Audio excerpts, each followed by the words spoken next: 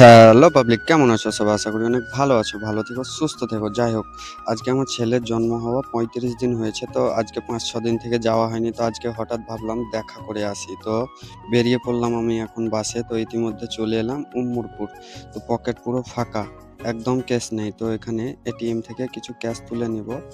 আর cash তুলে নিয়ে এখান থেকে আবার বেরিয়ে আমাকে কিছু বাড়ির জন্য নিতে হবে। আমার ওয়াইফের জন্য বা আমার আরো লোক আছে তাদের জন্য। তো এখান থেকে ক্যাশ তুলে নিয়ে বেরিয়ে যাব। তো এটিএমটা দেখলাম একটু স্লো কাজ করছে। যাই হোক, এটিএমটা মনে হয় কিছু প্রবলেম আছে।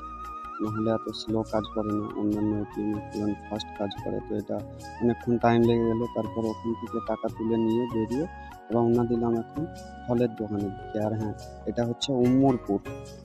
তো এখানে ফল দেখি অনেক রকমের ফল আছে, কোনটা রেখে কোনটা নিব কনফিউশন। তারপর কিছু ফল কিনে নিলাম, কাজু ফাজু এইসব। তারপর বাসে উঠে পড়লাম আইরার উদ্দেশ্যে।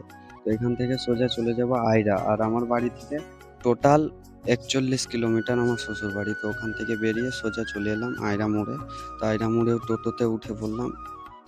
তারপর এখানে টোটোয় যেতে যেতে দেখলাম আগের রাস্তাগুলো খুব পরিষ্কার ছিল, তো ওখানে খারাপ। তো এখানে আমার মা আমার ওয়াইফের জন্য কিছু খাবার দিয়ে পাঠিয়েছে টিফিনে, বিরিয়ানি ফিরিয়ানি এইসব। তো ওগুলো বার করে দিয়ে এখানে আমার ছেলেকে নিয়ে একটু আদর করছিল।